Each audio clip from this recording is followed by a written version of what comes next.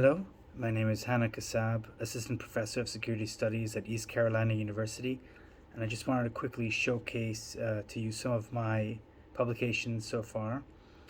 Publications can be separated out into three categories.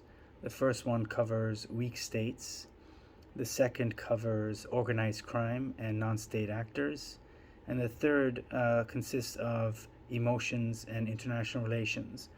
So the first book is Weak States and International Relations Theory.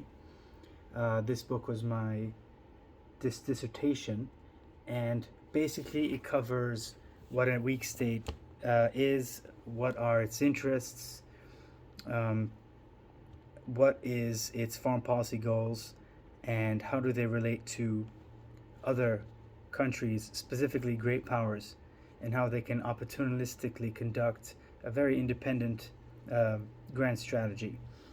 The second looks at weakness not as a part of a state or an intrinsic part of being a state, but weakness as opposed to strength. So when we talk about great powers in the international system, we talk about a distribution of capabilities. Well, in this book, Prioritization Theory, I look at how weakness is distributed across countries.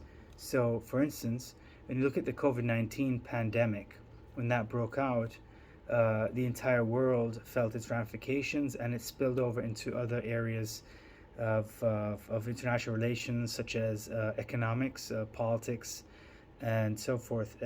So this book was very it expanded my whole analysis on what it comprises, what a weakness really is.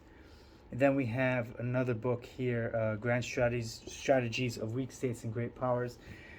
This book incorporates world systems theory to look at not weak states alone, but weak states as part of great powers and their drive to create what I call neo-empire, not the empires of old, but one that is predicated on economic domination, and how great powers compete with each other. I specifically look at United States and China versus Russia and the European Union, and so how there's a competition between great powers for dependence and dependency networks. Then that led me to look at weak states as spheres of great power competition. Now, this book was very different from all the approaches so far because I sort of grouped and made a focus on, my focus was on the weak states essentially. What I wanted to do in this book is focus on the great powers aspect and how great powers compete. And I look at power vacuums and how states compete over the areas like we're seeing in Eastern Europe.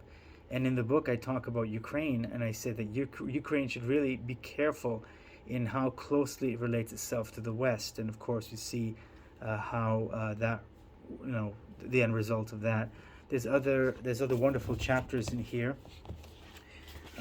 looking at the Middle East, East Asia, Latin America, and Africa, and how these developing countries are quite important to the grand strategy of great powers.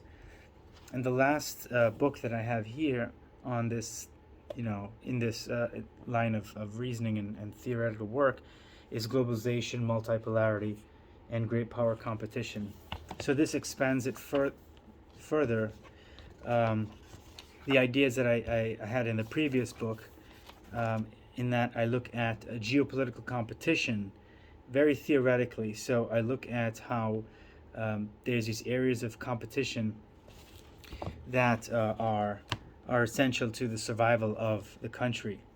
Then I look also at other areas of competition like resource security and this resurgence of nationalism that we're seeing in the international system. So this is one avenue of research that I've quite enjoyed, and hopefully I will be able to pursue further on in my career. So the other part of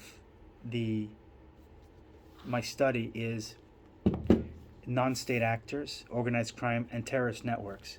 So there are 5 books in this series, with four of them with my colleague Jonathan Rosen, who is at the New Jersey City University. And we have illicit markets. I think one of the best out of the series. Illicit markets, then we have drugs, gangs, and violence, corruption, and institutions. Then my own here, terrorist recruitment. And then finally, with Jonathan Rosen and myself, crime, violence, and the state in Latin America. Now, the basic argument here is that these non-state networks, they use violence and they use corruption, and they use that to generate revenue to further themselves because they're businesses at the end of the day. And terrorist networks are very different because they have political goals. And so that's the main thrust of the argument. And of course, how they use violence, how they use corruption. The books that didn't quite fit into two categories neatly would be what was supposed to be my dissertation, The Power of Emotions. And the power of emotions, the power of emotion in politics, philosophy, and ideology. This is one of my favorites to read and to reread, because it looks at how powerful emotions are to how we construct our line of thinking, our reasoning. And if you look at politics, politics is a very emotional subject.